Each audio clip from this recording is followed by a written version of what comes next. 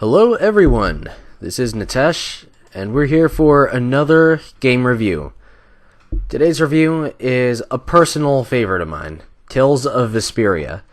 I played it for the Xbox 360, but there is a PS3 version too. Starting out with just my overall verdict, this is a great game. I would really suggest people check it out. If you're not a huge fan of JRPGs, you might not be the biggest fan of it, but it is great. I'm going to start with the cons, just because there's not a lot of them that I can think of, and I'm going to be going on for a bit about the pros. The biggest con to this game is that the Tales series has a certain style. You know, it's a certain visual style, it's a certain control style, and this game fits very neatly into that style, which, if you've played a lot of Tales games, means it's going to be very easy for you to pick up. On the other hand, for people who aren't already Tales fans, it might take a while before you can really tell what sets this apart from other JRPGs. The plot at the start, easily the strongest point of the game. The plot at the start is very kind of typical JRPG. So, it takes a bit of time before a non-JRPG fan is going to really see anything that special about this game. Another issue with this game is there's a bit of an issue with balance. Some characters are next to useless. There's some characters I just never even used in my party. I had them, I just had no intention of ever using them.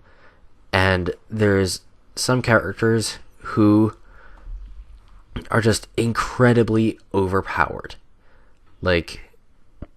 Rita, your main black magic user. If you put her into overlimit mode, her spells have 0 casting time. Now that is a limit break mode, but it charges up when you hit enemies and when you taunt. So you can go into overlimit mode, spam a spell that hits a lot of enemies, and do a little taunting, and you're ready to do it again. And Estelle, the main healer support character, she has this one spell which, due to an oversight, you can abuse and make a character completely untouchable for an entire battle. I had her do that, make Rita untouchable for the entire final battle, and then just let everyone else die. Had Rita just keep using her normal attack, not even using any spells or anything, and ended up winning the final battle with no problem, because nothing the boss could do could actually hit her. So there is definitely some really abusable characters, and it kind of creates a bit of a balance issue where you're just constantly using one character, barely using some other characters, and it kind of shows. Now, moving on to the plus side, which there is a lot there. The gameplay and soundtrack are very solid. The gameplay is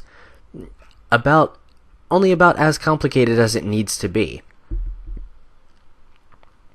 The soundtrack is nice and dynamic. with changes in tone that match what's going on in the game. And honestly, the best thing about this game, by far best thing about it, is its story. The story for this game is just incredible. The one thing to keep in mind about the story, and it's a Tales series thing, one of the frequent things the Tales series does is it dismantles some aspect of a typical JRPG. Like, in Tales of Xillia, it dismantled the whole heroic willpower.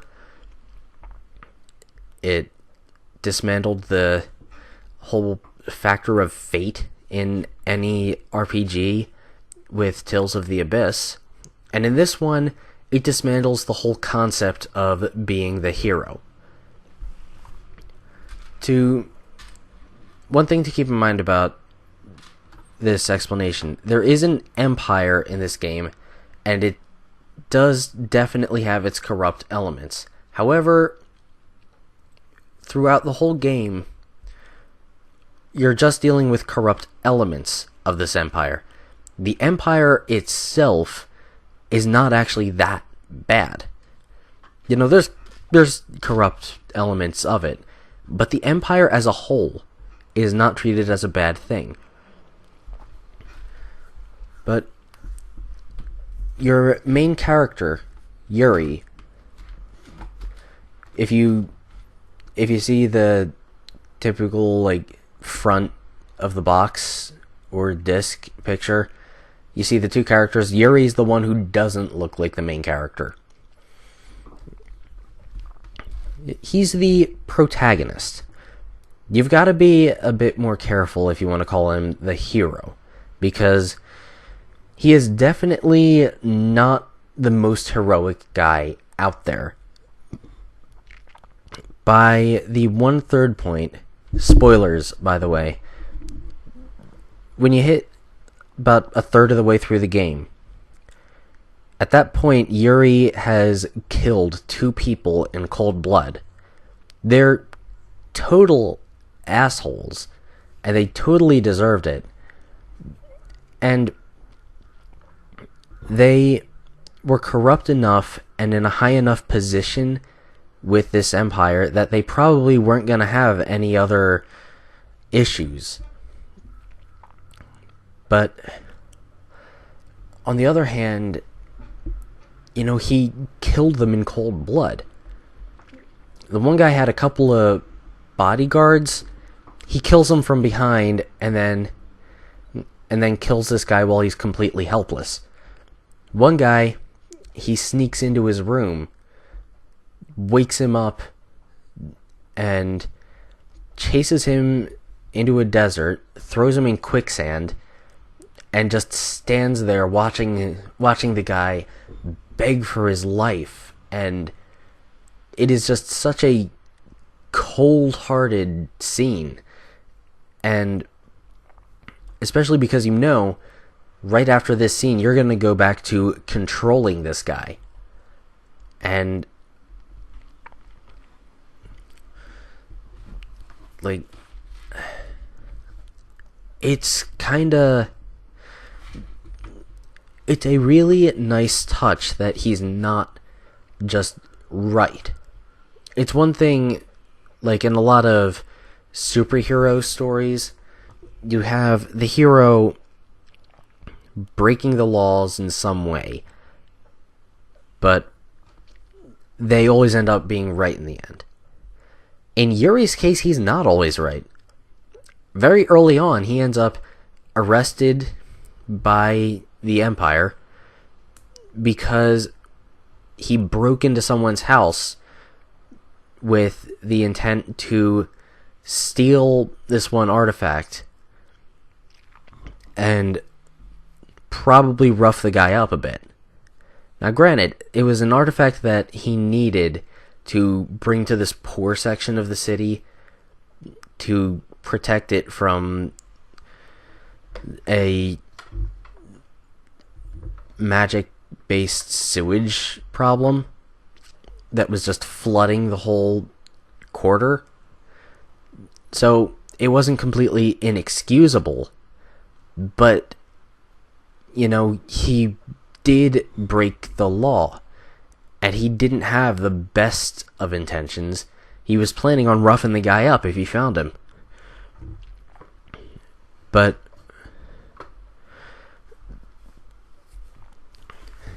you contrast that character with Flynn. Flynn is the other character on the box. He is a lot more of a hero. He's the knight in shining armor. He always just wants to do the right thing. But the problem is that he is a knight, serving under some very corrupt people. Which means that in a lot of cases, he's on the wrong side. He's fully in support of this one guy who ends up being the main villain for the second act of this game. And, it's very well understood. It's his job. He really has to work with these people. But on the other hand, he does want to be better than them. He wants to be more than just, here, you go protect this guy, and don't even question a single thing he does. He's the one who tries to get people arrested and put on trial, whereas Yuri decides to kill them. And, they've both got their flaws. Yuri isn't always the best judge of, the consequences of his actions. He's not, he's not the best guy out there. But in the end, he's on the right side. He's not always there. But Flynn's problem is that he's just far too idealistic. He's like, okay, these people committed crimes, we'll just put them on trial and that will set everything right. But the problem is that's not how it works. These people are high-ranking, they're nobles, and chances are they're going to have a jury that will just let them off because they're nobles, they're the upper class, they're important, and the people they allegedly hurt are not as important. So, really, there's that duality there where you've got a protagonist who crosses the line at multiple points into being the villain, and then you've got someone on the side of the villains who's more of a hero than anyone in your party. And even a bunch of the villains really kind of did have the best intention. The first third of it, it's kind of arguable who the main villain is. I kind of consider Yuri to be the main villain for the first third, because the first third is more about him and showing how far he would actually go. And, you see how far. He kills 2 people. And, that's illegitimate. That is a legitimately villainous thing.